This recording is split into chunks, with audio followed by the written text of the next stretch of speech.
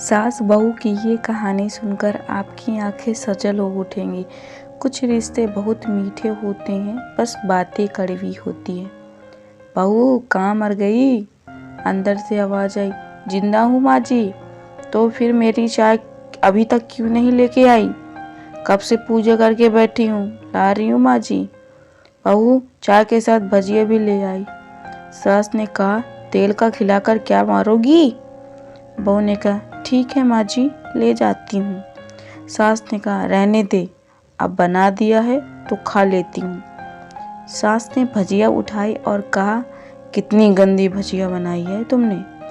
बहू, माँ जी मुझे कपड़े धोना है, मैं जाती हूँ। बहू दरवाजे के पास छिपकर खड़ी हो गई।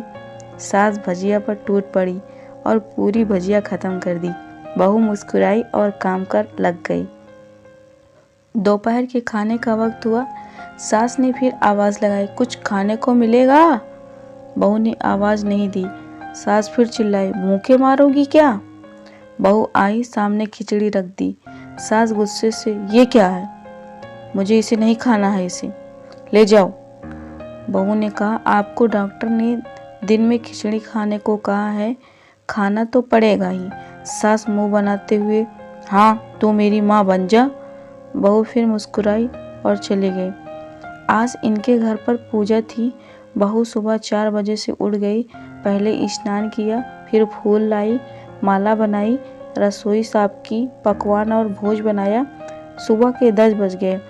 अब सास भी उठ चुकी थी। बहू अब पंडित जी के साथ भगवान के वस्त्र तैयार कर रही थी। आज ऑफिस की छुट्टी भी थी। उनके पति भी घर पर थे। पूजा शुरू हुई। सास चिल्लाती, बहू ये नहीं है, वो नहीं है। बहू दौड़ी दौड़ी आती और सब करती। अब दोपहर के 3 बज गए थे। आरती की तैयारी चल रही थी। पंडित जी ने सबको आरती के लिए और सबके हाथों में थाली दी। जैसे ही बहू ने थाली पकड़ी, थाली हाथ से गिर पड़ी। शायद भोज बनाते हुए बहू के हाथों में तेल लगा था, जिसे वो पोंछना भूल गई थी। सारे लोग तरह तरह की बातें करने लगे। कैसी बहू है, कुछ नहीं आता, एक काम भी ठीक से नहीं कर सकती, न जाने कैसी बहू उठा लाए हैं, एक आरती की थाली भी संभालने। उसके पति ने गुस्सा हो गया, पर सास चुप रही, कुछ नहीं कहा, बस यही बोल के छोड़ दिया, सीख रही है, सब सीख जाएगी धीरे धीरे। अब सबको खाना परोसा जाने लगा। बहू दौड़ दौड़ के खाना देती, फिर पानी लाती। करीब 70-80 लोग हो गए थे। इधर 2 नौकर और बहू अकेली। फिर भी वहाँ सारा काम बहुत ही सही तरीके से कर रही थी। अब सबको खाना परोसा जाने लगा। बहू दौड़ दौड़ के खाना देती, फिर पानी लाती। करीब 70-80 लोग हो गए थे। इधर 2 नौकर और बहू अकेली। फिर भी वहाँ सारा काम बहुत ही अच्छी तरीके से करती। अब रात का खाना खिलाया जा रहा था। के पति के ऑफिस के दोस्त साइड में ड्रिंक कर रहे थे। उसका पति चिल्लाया, थोड़ा बर्फ लाओ। तो सास चिल्लाती, यहाँ दाल नहीं है। फिर चिल्लाता, कोल्ड ड्रिंक नहीं है, पापड़ ले आओ। इधर उधर आखिरी में उसके पति की शराब गिर पड़ी उसके एक दोस्त पर और बोतल टूट गई। पति गुस्से में 2 झापड़ अपनी पत्नी को लगाते हुए कहता है, जाहिल कहीं की, देखकर नहीं कर सकती, तुझे इतना भी काम नहीं आता। सारे लोग देखने लगे। उसकी पत्नी रोते हुए कमरे की तरफ दौड़ी। फिर उसके दोस्तों ने कहा, क्या यार, मूड खराब कर दिया, यहाँ नहीं बुलाना चाहिए था आपको, हम कहीं और पार्टी कर लेते। कैसी अनपढ़ गंवार बीवी ला रखते, तो मेहमानों की इज्जत और काम करना तक नहीं आता, तुमने तो हमारी बेइज्जती कर दी। अब सास पड़ोस की औरतें जो आस पड़ोस की थी और बहाना मिल गया। वो कहने लगी, देखो क्या कर दिया तुम्हारी बहू ने, कोई काम सही से नहीं करती। मैं तो कहती हूँ अपने बेटे की दूसरी शादी करा दो, छुटकारा पाओ इस गंवार।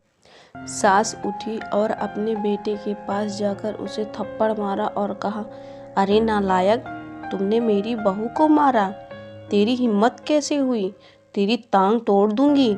उसके बेटे के दोस्त कुछ कहने ही वाले थे कि माँ उसकी ओर घूरते हुए कहा, चुप, बिल्कुल चुप, यहाँ दारू पीने आए हो, जबकि पता है आज पूजा है और तुम्हें पार्टी करनी है। कैसे संस्कार दिए हैं तुम्हारे माता पिता ने? और किसने मेरी बहू को जाहिल बोला? जरा इधर आओ, चप्पल से मारूंगी अगर मेरी बहू को किसी ने शब्द भी कहा। अरे पापी, तूने उस लड़की को बस इसलिए मारा कि तेरी शराब टूट गई। पापी, वो बच्ची सुबह 4 बजे से उठी है, घर का सारा काम कर रही है, ना तो सुबह से नाश्ता किया ना दिन का खाना खाया, फिर भी हंसते हुए सबकी बातें सुनते हुए ताने सुनते हुए घर के काम में लगी। तेरे यार दोस्तों को वो अच्छी नहीं लगी? जूते से मारूंगी तेरे दोस्तों को जो कभी उन्होंने ऐसा कहा।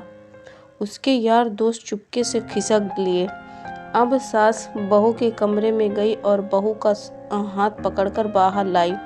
सबके सामने कहने लगी, किसने कहा था अपनी बहू को घर से निकाल के दूसरी बहू ले आना? जरा सामने आओ। कोई सामने नहीं आया। फिर सास ने कहा, तुम जानते भी क्या हो इस लड़की के बारे में? यह मेरी माँ भी है, बेटी भी है।